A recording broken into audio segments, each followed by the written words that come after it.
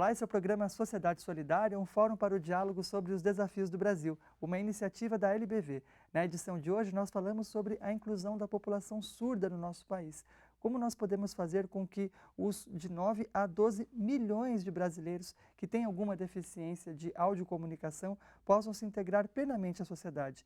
Quem conversa conosco sobre este tema é uma especialista no assunto, a professora Renata Borges, que atua na Faculdade Paulista de Serviço Social. Ela compartilha conosco a sua experiência nesse tema e também traz recomendações e informações muito importantes a respeito do assunto e da Libras, a língua brasileira de sinais. Bom, primeiramente agradecemos em nome da Legião da Boa Vontade a sua presença aqui hoje. Seja muito bem-vinda.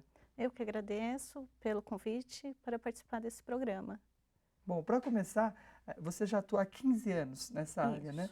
Isso. De lá para cá, houve importantes avanços no Brasil. Certamente, quem está nos acompanhando já tem visto com mais frequência a presença do intérprete, por exemplo, nas escolas, nas universidades, mas mesmo assim há desafios. Queria que você contasse para a gente quais são hoje as principais dificuldades, apesar dos avanços que tivemos, de uma pessoa surda na sociedade brasileira. Bem, o principal obstáculo deles é a comunicação.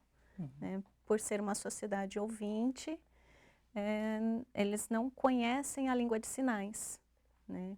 A língua de sinais ela já é reconhecida como segunda língua do país há 12 anos, né? E isso não é divulgado.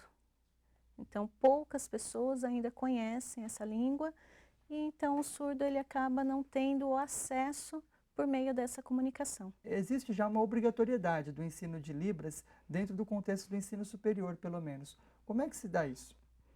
A Libras ela foi inserida a partir do decreto de 2005, o 5626. Né? E a partir daí as universidades, faculdades tiveram que adaptar seu currículo inserindo a disciplina. No caso, é obrigatório para os cursos de licenciatura. Então, pedagogia, letras, educação física. E optativo para o bacharelado. Então, os demais cursos da faculdade, a faculdade oferece, e os alunos têm a opção de fazer ou não. Agora, esse período que é obrigatório por lei, ele é suficiente para que esse educador depois esteja com o desafio diante dele de ter dentro de uma sala de aula com tanta diversidade um aluno surdo? Assim, por lei, eles não colocam a carga mínima, né, de trabalho. A maioria das faculdades, elas trabalham com um semestre. Esse período de um semestre é uma carga horária de 40 horas. Não é suficiente. Né? O que é passado é uma base, né, seria o início de uma alfabetização na Libras, e os alunos, eles têm uma noção do que é a língua, porque ela tem toda uma estrutura gramatical que é diferente da língua portuguesa. Então, não é um tempo suficiente para aprofundar, para se tornar fluente. Teria ou que ampliar isso dentro do curso, ou também a possibilidade de fazer um curso da própria língua, fazendo por faixas, como qualquer outro curso de línguas, né? Tendo o básico, o intermediário e o avançado. Existe hoje algum país, por exemplo, que tem mais forte essa questão da língua de sinais incorporada no cotidiano dos habitantes? Temos os Estados Unidos, que é um grande exemplo, tem a universidade bilíngue, todo o processo dentro da universidade se dá por língua de sinais, e também a França, onde Quer dizer, até se um iniciou. ouvinte, por exemplo, ele vai para essa faculdade, ele precisa dominar a Libras. Precisa No caso, dominar a língua de a língua sinais americana.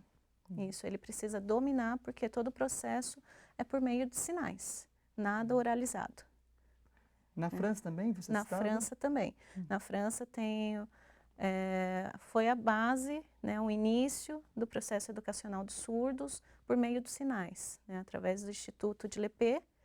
E hoje também eles têm uma estrutura forte na língua de sinais, até por meio da educação bilíngue que se dá com professor ouvinte e professor surdo em sala. Né? A nossa língua brasileira, ela inicia com base na francesa.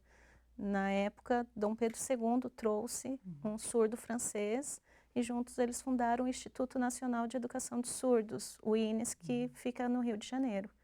E falando então no Instituto de Educação do Surdo, como é que está essa questão hoje da educação de forma geral, o próprio trabalho desenvolvido pelo INES?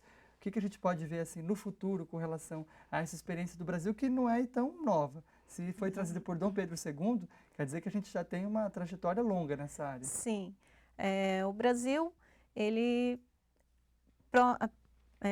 perto dos outros países, ele está um pouquinho atrasado, né? Mas o Instituto, ele é a referência aqui no Brasil na educação de surdos e ele já está promovendo essa educação bilíngue, inclusive já tem o ensino superior, inclusive com curso de pedagogia bilíngue. Nos demais estados, a educação ela tem uma variação, né? Fora Rio de Janeiro, São Paulo tem um grande número de escolas que já trabalham com a educação bilíngue, porém eles são escolas particulares, né, que trabalham com Mantidas por instituições filantrópicas também. Isso, também. Né? E também Santa Catarina. Né? Então, são os 3 que são referências aqui no Brasil. No estado de São Paulo, que precisa, né, ainda adquirir, né, inserir essa educação bilíngue nas demais escolas, na rede regular mesmo, pública e particular. O ideal, então, para os militantes da área é que não hajam escolas específicas para pessoas surdas, mas que um estudante surdo de qualquer idade ele possa frequentar uma escola regular como todos os outros. Exatamente. Que tenha o acesso, assim, que garanta o acesso e a permanência dele nessa escola, tendo um intérprete, tendo um professor capacitado, de preferências que a língua de sinais ela seja trabalhada em todo o contexto escolar. Então, os alunos, os funcionários saibam se comunicar com esse aluno. Bom, de acordo com o movimento que trabalha a questão da inclusão da pessoa com deficiência auditiva, não basta a gente criar escolas específicas para pessoas surdas, é necessário que eles estejam inclusos no processo regular. Sim, porque a sociedade ela não está repartida, né, em grupos, né, o grupo dos surdos, o grupo dos ouvintes. Então, dentro de escolas regulares, os alunos, os professores, eles estarão interagindo com esses alunos surdos. E aí, para o aluno surdo, o que é necessário para ele ter esse acesso, né, à permanência dele na escola? É que o professor, os funcionários, os alunos, eles saibam a língua de sinais. Também tem a questão do intérprete, né, mas que eles não dependam somente desse intérprete, mas que eles saibam se comunicar, tenham essa comunicação com surdos para poder interagir. E aí cria um desafio interessante, porque não é, na verdade, a pessoa surda se adaptando a uma sociedade diferente da qual ela está acostumada a viver, mas é a própria sociedade, são os professores, os alunos, toda a comunidade se adaptando para essa diversidade. Isso. Mas aí entra um outro ponto, que e a cultura surda? Diferente de outras deficiências, por exemplo, há toda uma identidade cultural forte, valores, uma tradição mesmo da comunidade da cultura surda. Como possibilitar a inclusão nesse contexto? É sobre isso que nós conversamos no próximo bloco. O programa Sociedade Solidária conversa hoje com Renata Borges. Ela é especialista em educação da pessoa com deficiência de audiocomunicação e professora da Faculdade Paulista de Serviço Social. A gente vai agora para um breve intervalo e daqui a pouco continua com esse bate-papo.